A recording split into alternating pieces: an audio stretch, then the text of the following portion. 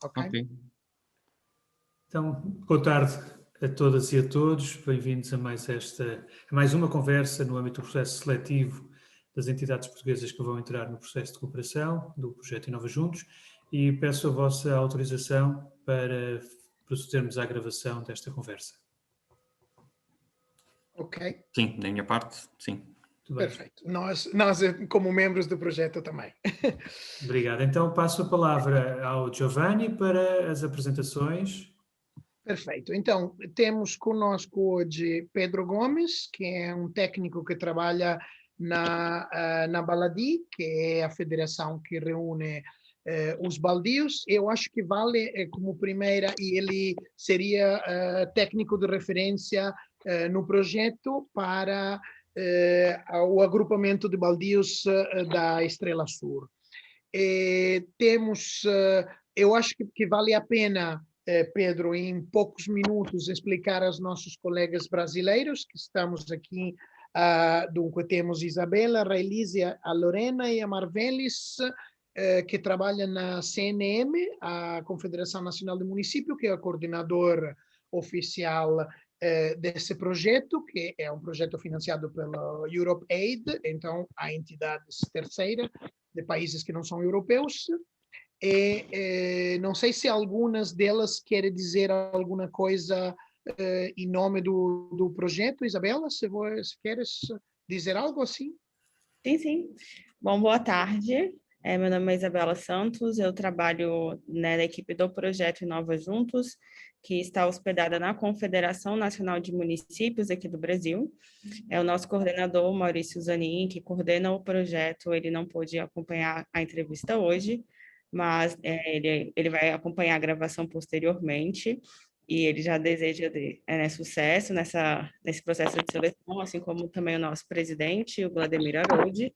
Aqui no Brasil, a gente também está no nosso processo de seleção para essa primeira fase, e um pouco diferente de Portugal, a gente vai selecionar 4 municípios brasileiros agora, até março, e no processo de seleção a gente recebeu mais de 50 candidaturas de municípios brasileiros. As nossas entrevistas ainda não iniciaram, então a gente está nesse processo de acompanhar as entrevistas da parte de Portugal, mas aí na próxima semana a gente vai iniciar essas entrevistas com esses candidatos brasileiros. Enfim, a gente está acompanhando com muitas expectativas, né, esse compartilhamento tanto das iniciativas e das boas práticas de Portugal, mas também ouvindo aí o que vocês esperam desse projeto e como que os municípios brasileiros podem contribuir com os portugueses e também como os portugueses podem contribuir com os municípios brasileiros que forem selecionados. Obrigada. Se as meninas quiserem se apresentar também, a gente está aqui com a equipe, tanto a Relise, a Lorena e a Marvelis, que nos acompanham aqui na área de cooperação internacional. Obrigada, prazer conhecê-lo. Temos também quem introduziu esta reunião. Nelson, queres apresentar-te?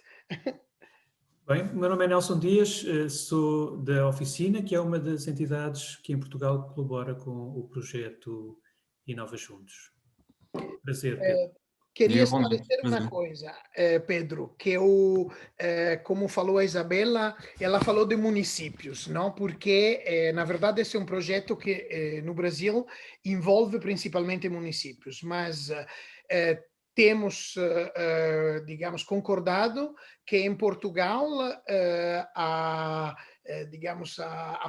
as fórmulas que dizem respeito às instituições envolvidas, instituições territoriais envolvidas, podem ser diferentes. E então, nesse sentido, nós fizemos o nosso convite à tipologia de instituições diferente. Até agora tivemos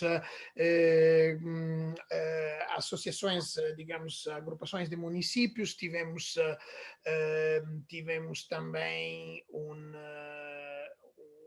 não me lembro, tinha outra tipologia que nesse momento... Inicialmente tivemos municípios e Sim. uma comunidade intermunicipal. É a comunidade intermunicipal. Ok, então, hoje temos uma instituição de tipo diferente, que é uma instituição prevista no ordenamento institucional português, mas não é uma instituição de tipo representativo clássico, e então gostava que o Pedro, para dar uma ideia mais às nossas colegas, pudesse em alguns minutos esclarecer o que são os baldios e como são conectados entre si como espaço de recuperação e experimentação de outras formas de democracia não iguais àquela representativa dos municípios. Sim, senhor. Então, muito boa tarde a todos. Obrigado pelo convite. É com muito prazer que eu estou aqui também convosco. Eu trabalho na Federação Nacional dos Baldios, que é... Eu peço desculpa, vou falar mais devagar, não é? Porque vocês, se calhar, têm alguma dificuldade em perceber se eu falar muito depressa. Eu trabalho na Baladi, é uma Federação Nacional dos Baldios, e os baldios são uma tipologia particular, muito ancestral, já com muitos séculos em Portugal, mas que vem ou tem a sua origem já da época romana, e portanto é uma forma de administração, uma forma de administração de territórios de forma comunal, de forma comunitária.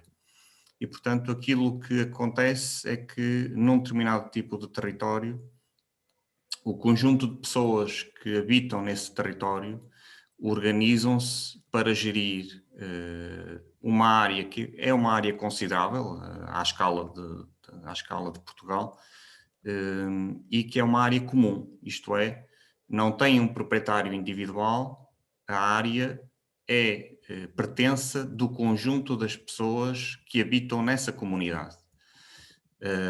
E ela só pode ser gerida de modo a que o usufruto que dela advenha seja distribuído por todos. E, portanto, é isso que é um baldio, que normalmente a sua conotação não é positiva. Eu sei, pelo menos na parte do Brasil, será como um terreno que não tem dono. Aqui em Portugal é um terreno, sim, que tem dono, é propriedade de um conjunto de pessoas, de uma comunidade. Estas comunidades geralmente estão localizadas em zonas rurais, em zonas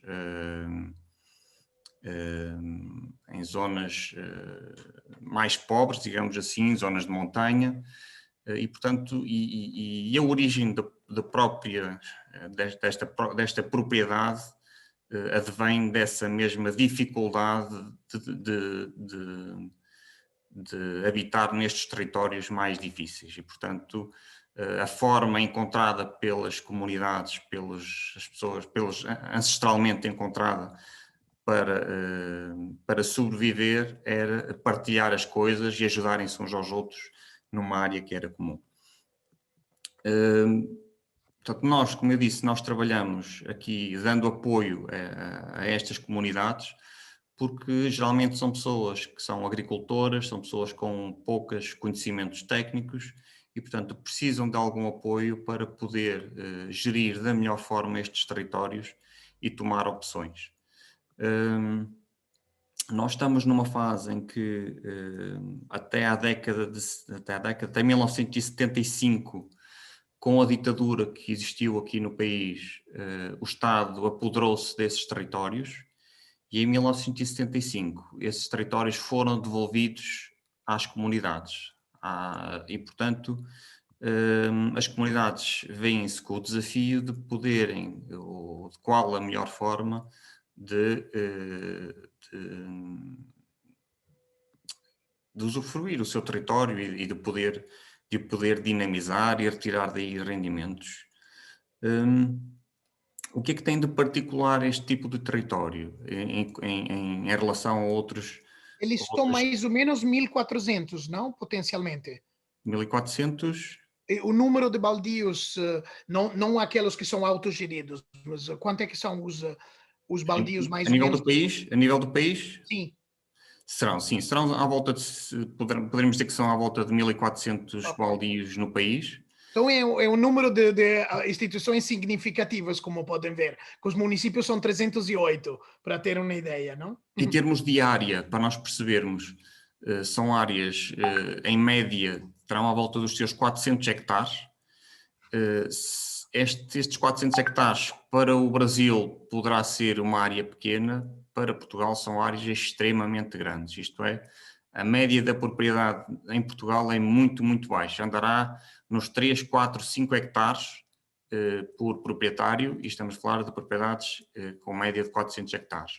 Sendo que a maior que existe chega quase aos 3.000 hectares. E, portanto, nós chegamos a ter propriedades com 3.000 hectares que são geridas por uma comunidade rural, que geralmente há de ter à volta entre 30 a 100 pessoas. Portanto, são estas pessoas que se reúnem para fazer a gestão deste território.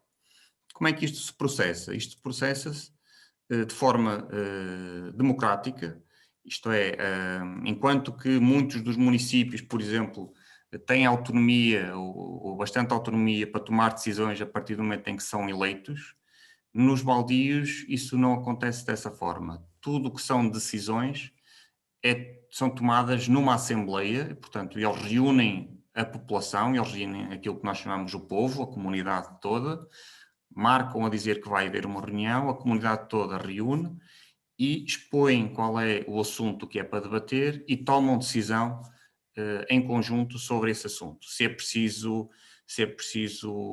investir ou gastar dinheiro a abrir um caminho, se é preciso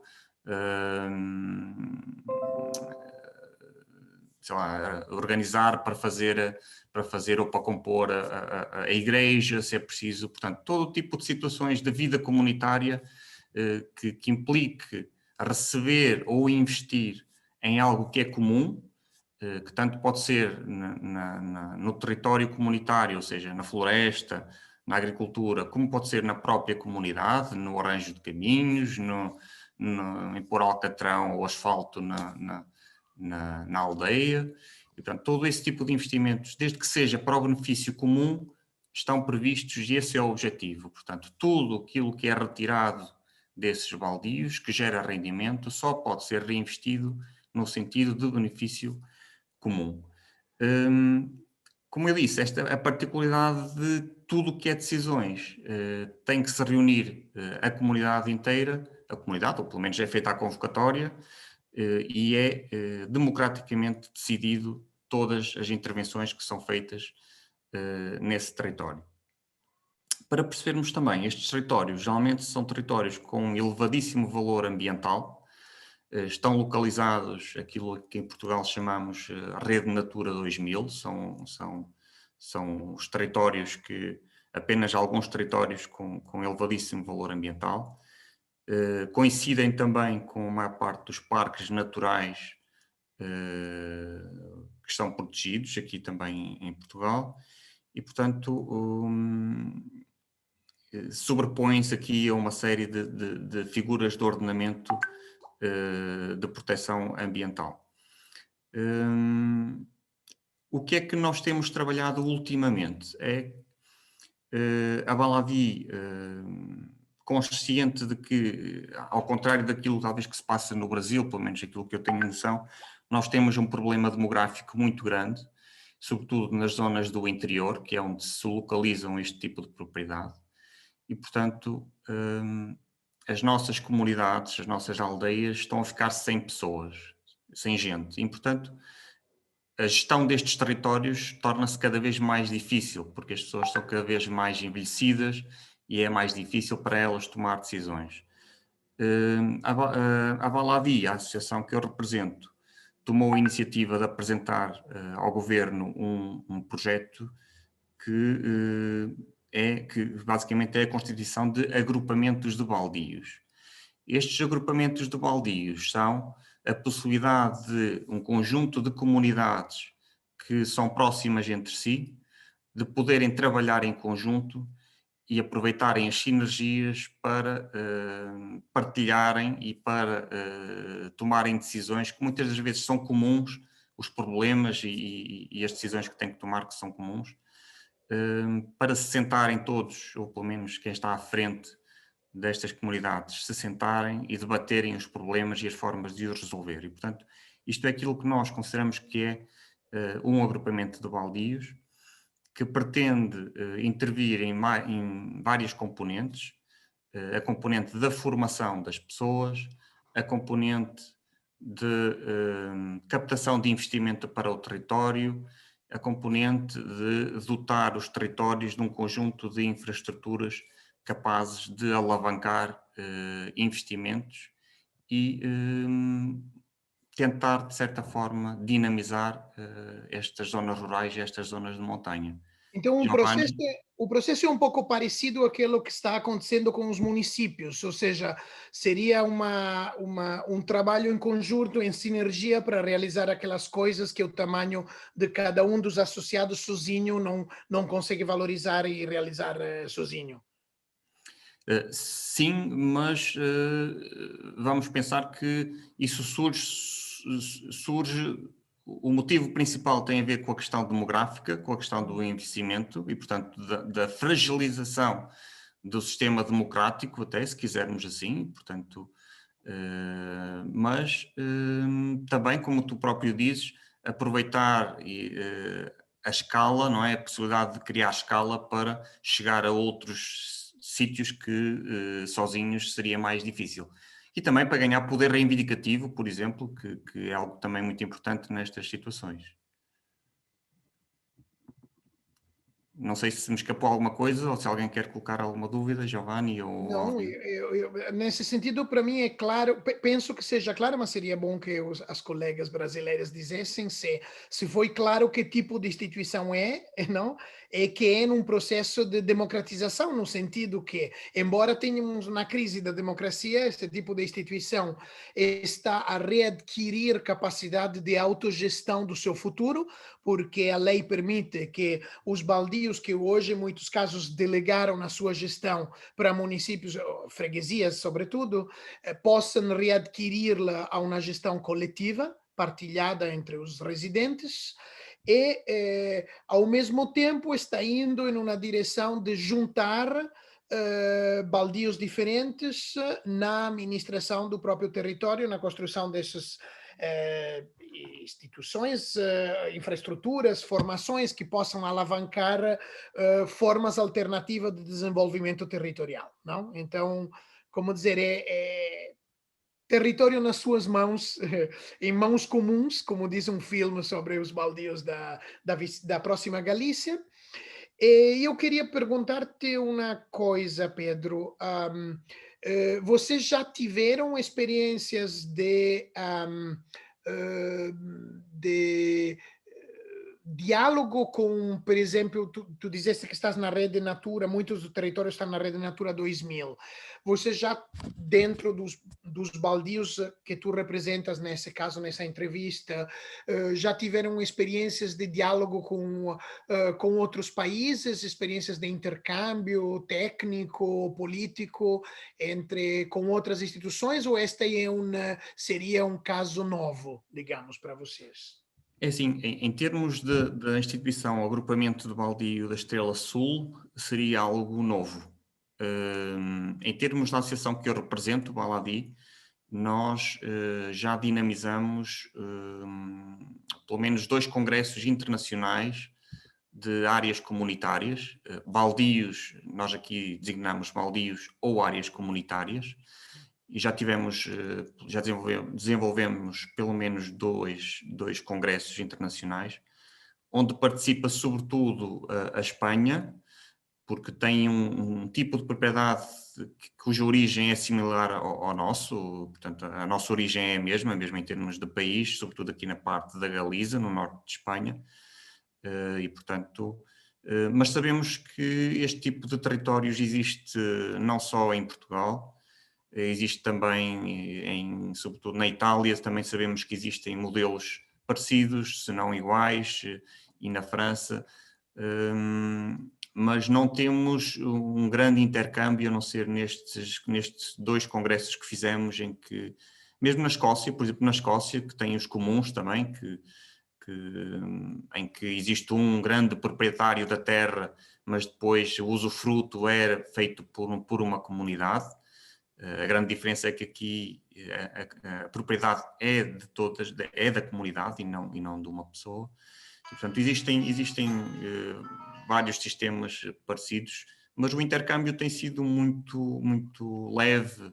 Portanto, seria muito interessante nós podermos ir beber ou partilhar a nossa experiência e perceber o que de bom se tem feito noutros locais ou de que forma nós podemos consolidar este tipo de propriedade e quem sabe até poder ser um tipo de gestão e um tipo de organização que pode ser o futuro e para muitas situações, não só aqui em Portugal, mesmo no Brasil, por exemplo, seguramente na parte dos indígenas terão algo muito parecido com aquilo que eu acabei de referir. E, portanto, nós estamos numa fase em que é importante nós não perdermos este tipo ancestral de propriedade, este tipo ancestral de gestão. É próxima das pessoas que habitam no território e, portanto, ao contrário daquilo de outras formas de governança, em que quer o município, quer as CIMs, por exemplo, em que estamos a falar algo bastante macro, em que são pessoas que não estão no território, decidem sobre o território, portanto, eu que habito aqui, eu sei perfeitamente quais são as minhas dificuldades, as minhas fragilidades, e portanto não há nada mais democrático e mais acertado do que trazer a governança para o local onde ela é executada. E, portanto, aqui esta forma de propriedade é muito distinta das demais nesse aspecto e acho que pode ser muito interessante no futuro. Pedro, queria lembrar aos colegas uma coisa que tu me falaste como um pedido, como uma dúvida que tu tiveste quando pensaste se valia a pena de aceder a um projeto assim. E era um pouco o teu medo que este projeto possa ter uma linguagem, uma maneira de encontrar-se entre autarcas que seja um pouco... eu agora me vem a palavra assustadora, mas que possa ser desincentivadora para pessoas que, em alguns baldios, às vezes têm um grau de educação bastante baixo, e tu me perguntaste qual era o grau de concretude, não? Quanto concreta eram as coisas que se discutiam no projeto, porque o teu ver era que essas pessoas teriam se percebido numa situação um pouco mais fácil se discutia de coisas muito concretas, de políticas, de ações, de intercambiar coisas desse tipo, em vez que teorias ou visões. Então, eu queria dizer isto para os colegas brasileiros, para pensar, porque provavelmente ele citou o caso de eventuais aldeias indígenas, por exemplo, que poderia ser um caso muito interessante em alguns dos municípios brasileiros, mas, em geral, poderá ter assimetrias culturais também entre município e município e dentro do mesmo município. E este pedido eu acho que é importante para nós visualizar a importância que tem que a cooperação se desenvolva em cima de ações e de questões muito, muito concretas, para que não se criem assimetrias entre eventuais participantes que têm um grau, digamos, de complexidade cultural diferente. Sim, sim, realmente a questão que nós temos que pensar, e acho que isso, a nível do próprio projeto, do vosso projeto, acho que seria um tema interessante de reflexão, tem a ver com os vários níveis de governança e das políticas que se vão estabelecendo e perceber até onde é que elas conseguem chegar ao patamar das pessoas onde essas políticas têm implicação. E, portanto, é exatamente como discutir as coisas no nível político e aquilo que se reflete depois na prática. E, portanto, nós estamos a falar de pessoas que tiveram uma vida dura, árdua, de trabalho no campo, pessoas que são práticas, são objetivas e que, portanto, se há alguma coisa concreta, elas estão despertas. Se não for uma coisa concreta, se não for uma coisa objetiva, essas pessoas ficam inibidas e, portanto, eu tinha comentado com o Giovanni até onde o projeto iria, porque, de facto, colocar, por exemplo, professores universitários, por exemplo, junto com pessoas que estão habituadas, pessoas do campo, pessoas habituadas a um tipo de linguagem diferente, coisas mais concretas, poderia não ser a melhor opção se não houver o respectivo cuidado. E, portanto, estas pessoas sentir-se-iam inibidas a falar sobre o seu dia-a-dia, porque, de facto, elas não têm percepção ou têm, mas isso acho que é geral, acham que aquilo que têm para dizer não é interessante, portanto, porque as pessoas não chegam ao nível das outras pessoas e, portanto, muitas das vezes acaba por ser completamente ao contrário. Os valores básicos e essenciais destas pessoas que têm uma vida tão dura pela frente, nós temos muito, mas muito para aprender com elas, na simplicidade, na forma como transmitem as coisas de forma às vezes brusca, mas clara, e portanto quando é, e quando gostam dizem que gostam, e quando não gostam dizem que não gostam. Não há cá política, não há cá o floreado de rodear, não é? Portanto são pessoas muito práticas e muito pragmáticas nesse sentido, e portanto eu tinha chamado a atenção do Giovanni que até que ponto o projeto se conseguiria adaptar a este tipo de situações reais de terreno, não é? E da vivência destas pessoas. Ok. Eu Vai. Não, vai. puder fazer uns comentários. Acho que é muito interessante essa tua pontuação, Pedro, e realmente de nós, como projeto, termos isso em mente. A gente discute isso muito aqui na CNM, que o que a gente faz tem que gerar um impacto na vida do João e da Maria que está vivendo ali no território. Então, não é só eu discutir política para quem fala de política, mas isso também ser percebido pelaquela comunidade, pela população que está vivendo ali. E a gente até discutiu um pouco disso na semana passada, na nossa última entrevista, sobre a importância do engajamento dentro do projeto, que é realmente de trazer a comunidade, tanto nessa construção, mas também nessa percepção, de eu construir coisas e gerar resultados que vai gerar esse impacto, essa mudança nessas pessoas que estão vivendo ali.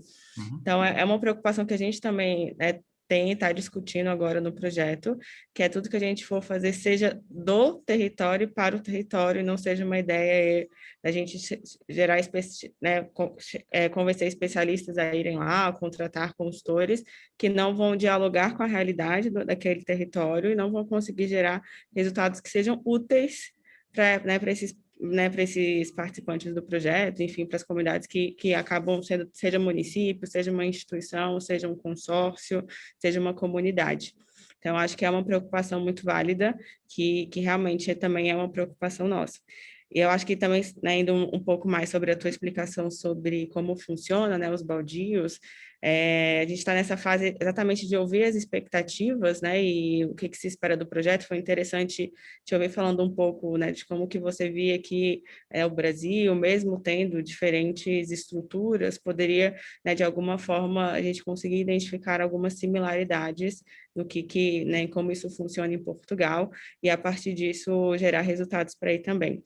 Então, acho que é interessante, e talvez a gente encontre algo com os indígenas, talvez dentro de consórcios, que trabalham, indo para essa ideia de fazer uma construção cooperativa, de reunir, diferentes municípios, aqui no caso, ou estruturas que, por serem pequenas, a gente também sabe que o Brasil é muito grande, mas a maior parte dos nossos municípios são muito pequenos, então são municípios pequenos e médios, que por vezes enfrentam as mesmas dificuldades que a gente também identifica aí, seja numa comunidade mesmo ou numa estrutura já estabelecida administrativamente.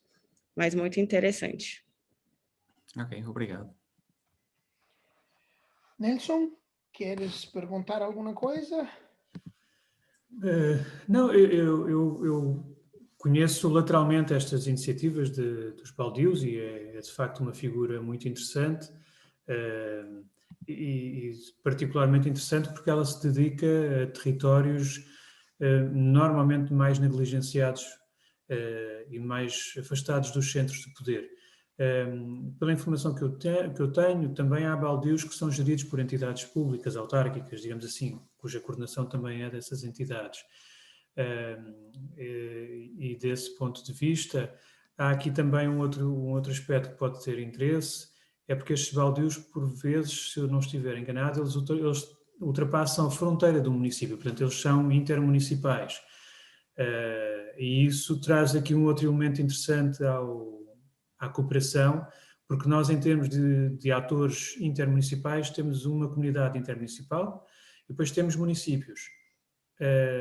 E temos 2 candidaturas de baldios, e eu penso que quer um caso, quer o outro, são intermunicipais, portanto, extravasam a área de um território. Não sei se é assim no vosso caso, mas acho que sim.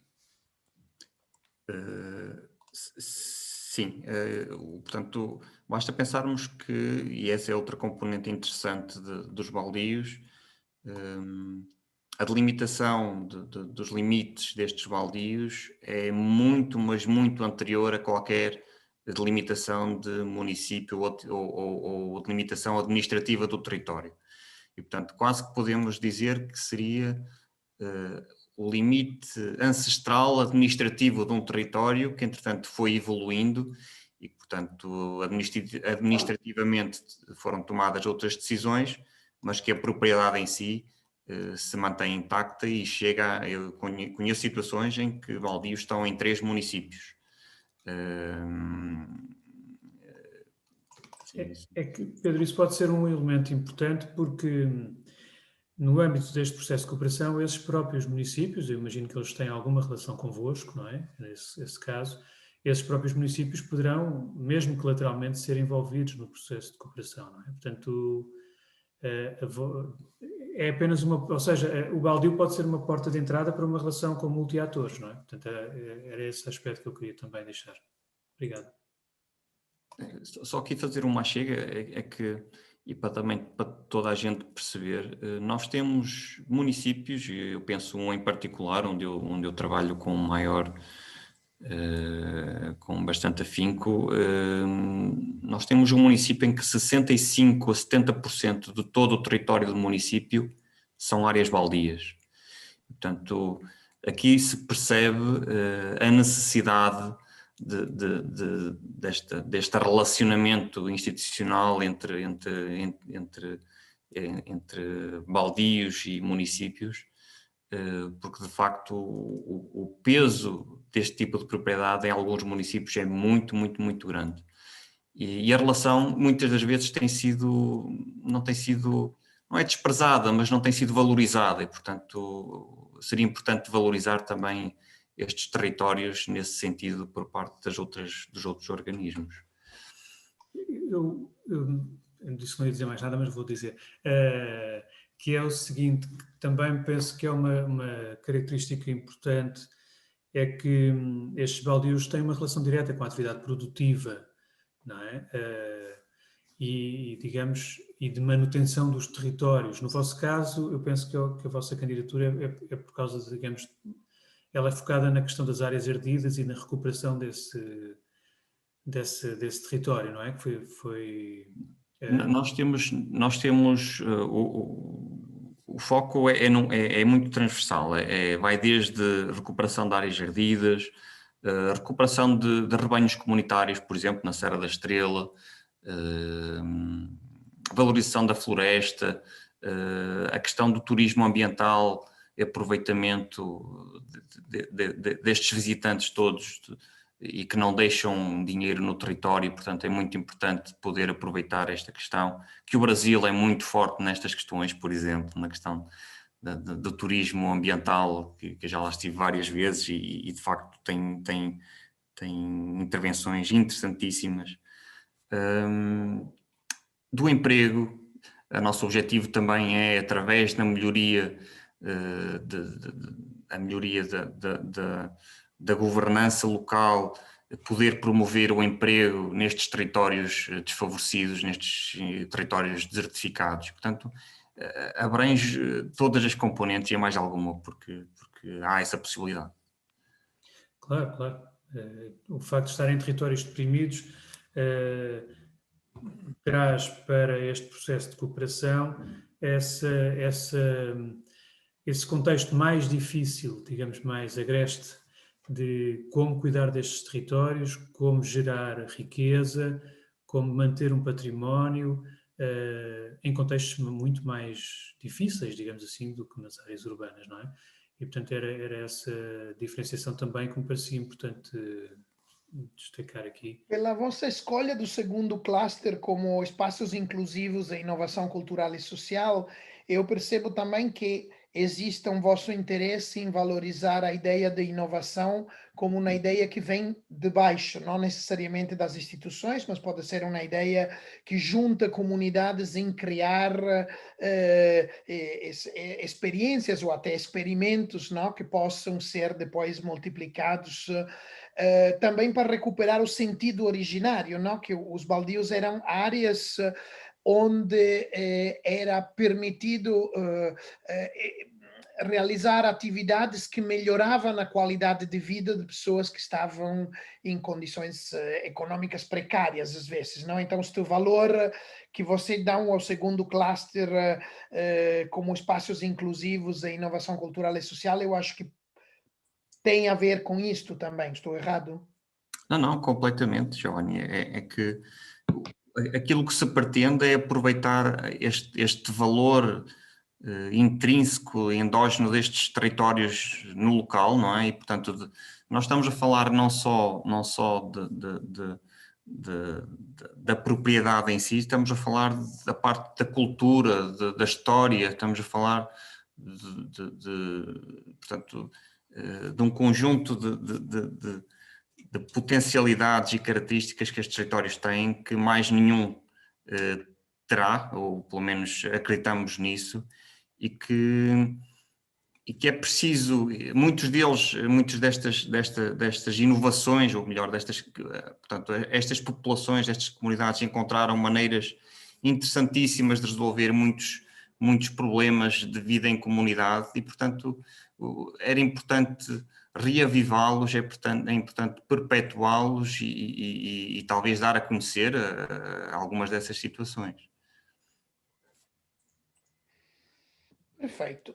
Para mim, não sei se vocês têm outras perguntas, mas para mim está mais ou menos respondido ao que são os anseios e o desejo de contribuir também dessas instituição peculiar de Portugal, mas eu acho que pode ter realmente intercâmbios com o Brasil também, porque nós não discutimos dessa questão das áreas indígenas, mas eu não sei se alguns dos 51 candidatos que você tem tiverem enclave indígenas ou dentro do território, mas poderia ser interessante vê-lo e apreciá-lo no momento da seleção dos municípios brasileiros.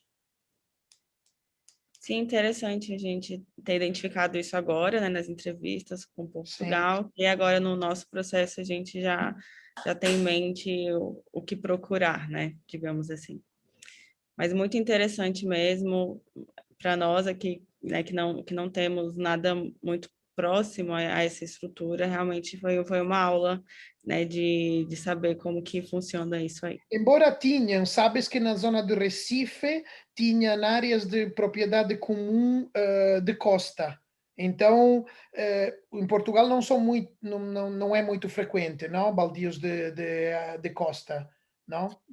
Giovanni, assim, atualmente não, porque a pressão demográfica fez com que foi muito mais forte do que ou seja, não é possível, não coabita o desenvolvimento e o individualismo, digamos assim, destes territórios com a vida em comunidade em territórios desfavorecidos. Sendo que a mim me parece que quase que é impossível não encontrar em nenhum país sistemas muito parecidos com este, porque, quer dizer, quando pensamos ancestralmente, a vida era tão difícil e tão dura que para viver em comunidade as pessoas tinham que partilhar e ajudar-se mutuamente e partilhavam territórios e partilhavam o trabalho em si. Portanto, por isso é que quando eu falei na parte indígena, porque seguramente Portanto, é a parte mais ligada à terra, à vida em comunidade em si, em sítios afastados, em sítios difíceis, em que as pessoas em conjunto tiveram que arranjar soluções para gerir esses territórios. Portanto, eu cheguei a ler um estudo sobre a zona de Recife que dizia que em Recife hoje a legalização de terrenos ocupados de favelas, por exemplo, a legalização coletiva é mais possível que em outra área do Brasil onde não tem tido uma tradição desse tipo, porque na zona de costa de Recife existiram ao longo do 1800, por exemplo, estas áreas coletivas. Então, hoje é mais fácil conseguir uma usucapião coletiva de um território em Recife do que nas outras áreas que se recusam de fazer operações coletivas, sempre querem uma divisão do território para a família, não? Depois, no final, o lote tem que ser individual, não pode ser coletivo. Mas porque em Recife essa tradição deixou algum rastro mais comunitarista do que em outras áreas do território. Então, alguma coisa deve ter, não conheço exatamente os termos, mas percebi que ainda há um peso histórico na atualidade deste tipo de instituições, digamos, passadas. Deixa-me, só para complementar aqui uma questão que talvez os colegas brasileiros não tenham conhecimento, mas o baldio e a propriedade comunitária em Portugal está prevista na Constituição da República. É dos pouquíssimos países em que esse tipo de propriedade está prevista, e tem uma particularidade em que está de tal forma protegida que não entra no mercado e, portanto, não pode ser vendida, não pode ser alienada e, portanto, isto garante a perpetuidade da propriedade como propriedade comunitária. E, portanto, as pessoas que habitam nesses territórios têm o direito e o dever de usufruto dessa área e têm o dever de perpetuar essa área para as comunidades vindouras, para as pessoas que vierem a seguir, para os mais jovens que queiram habitar nesses territórios. E, portanto, essa é a forma interessantíssima de garantir que esse território fica sempre associado a uma comunidade que se pretende que se instale nesse território e que use de forma sustentável o espaço. Aqui não podemos esquecer que sempre, isto acontece em muitos países, na Itália é muito claro, as pressões dos municípios para com a Assembleia da República, os parlamentos, para tentar evitar que essa perpetuidade seja absoluta, de forma a poder, através da publicização, fazer um passo em direção da privatização. Na realidade, não? Porque se os municípios estiverem à disposição desse território, eles poderão um dia ou outro aliená-los, não? E então, às vezes, existe uma tensão entre as instituições clássicas da democracia representativa e os baldios, que são que têm formas de representação, mas dentro de um quadro que é mais centrado na participação direta, não? Mas não temos que esconder que existem tensões e que seria muito interessante que o projeto pudesse discutir também disso com outras entidades que são municípios que temos que teremos no público, digamos, alvo deste projeto. Sim, sim. Para mim está. Se para todos está, podemos agradecer o Pedro. Ok? E daqui a alguns dias vos poderemos dar uma resposta. Agradecemos muito esses esclarecimentos que são particularmente úteis, porque a seleção do Brasil é mais intensa, porque eles têm, nesse momento, para 4 vagas, tem 51, acho, candidatos. Então, para ele é muito importante entender qual é a base do intercâmbio português para poder melhor escolher os municípios que garantem uma resposta a um maior número de parceiros potenciais de Portugal. Ok, sim, senhor. Okay? Obrigado, Pedro. Obrigado. Bom trabalho dia para vocês. Pedro. Qualquer Tchau. dúvida, Bom dia. disponha. Obrigado. Tchau, tchau.